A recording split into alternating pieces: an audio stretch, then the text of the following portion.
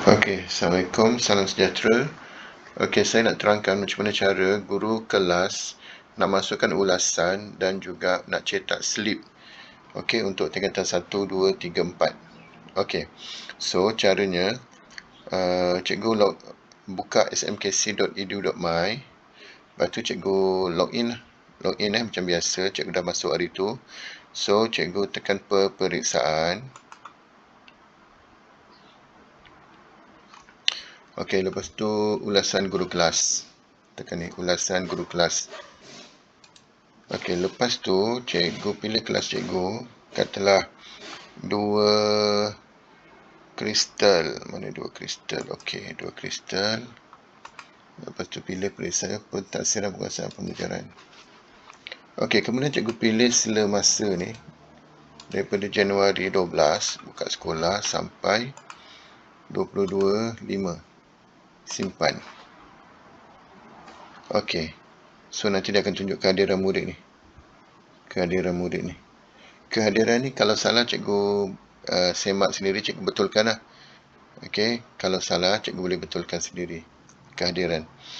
Okey, kemudian dekat sini ada nama murid 1, 2, 3, dia ikut abjad dia bukan ikut ranking, ikut abjad ni sampai bawah. Lepas tu dia ada bagi tahu dekat sini, cikgu nak masuk ulasan kat sini cikgu nak tulis berusaha sila kan, tapi cikgu tak tahu dia punya keputusan macam mana. So dia ada tulis kecil kat sini, budak ni gagal, dia ada 1A, 1B, 2C, 5D, 1E, 1G. Dia punya GP markah point dia 6.27. Kehadiran dia okey, 77. So cikgu boleh type lah kat sini. Cikgu boleh type kat situ. Apa-apa cikgu nak type, ataupun satu cara cikgu boleh masukkan ulasan kat sini. Kat sini ada. Kalau dia gagal, cikgu boleh pilih yang bawah ni, akademik sangat lemah ataupun lemah sini. Katalah cikgu ambil ni, ayat dia apa ni. Okey, macam tu. Kalau cikgu nak ubah-ubah sikit ke, cikgu nak tambah-tambah boleh. Boleh tambah. Okey, tu cuma macam template cadangan je. Cikgu boleh edit sendiri.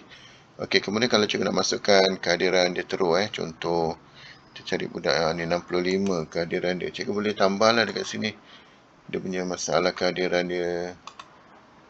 Okey, macam tu contohnya. Cikgu boleh masukkan dua-dua. Cikgu boleh masukkan akademik dia gagal, akademik dia cikgu nak masukkan dia lemah. Okey, ni kena betulkanlah ni. Mula-mula kita letak ni dulu. Lepas yang belakang kita letak yang asasiah dia. Contoh betul nak tambah pun boleh. Okey, lepas siap tu cikgu ke bawah, cikgu tekanlah simpan. Lepas dah siap semua, simpan. Okey, ni kelas ni contoh saya tak simpan. Okey, lepas itu dah siap semua ulasan, cikgu pergi ke cetak. Okey, untuk cetak pergi lagi kelas cikgu tadi, katalah 2 Topaz. Pilih peperiksaan. Okey, ni patut ada macam ni lah. Budak ni, budak Melayu 10 subjek, Cina ada 11 subjek. Lebih kurang macam tu lah semua. Cikgu boleh cetak individu kat sini satu-satu kalau cikgu nak tengok, ataupun cikgu boleh download semua satu kelas. Okey, masa cikgu download tu nanti dia akan minta lah PDF atau Word. Pilih salah satu, lepas tu download. Okey, itu saja. Jadi harap membantu. Sistem ni belum matang, masih peringkat percubaan. So saya harap cikgu gunakan dan bagi feedback. Okey, dan juga kalau ada masalah beritahu saya. Mungkin tersalah set nama guru. Kalau cikgu tak boleh masuk langsung, mungkin cikgu tidak diset sebagai guru kelas, atau adalah mana-mana kesilapan, cikgu just beritahu Cikgu Rahman je, begitu saya. Nanti saya tengoklah mana yang boleh dibetulkan. Okey, sekian, terima kasih.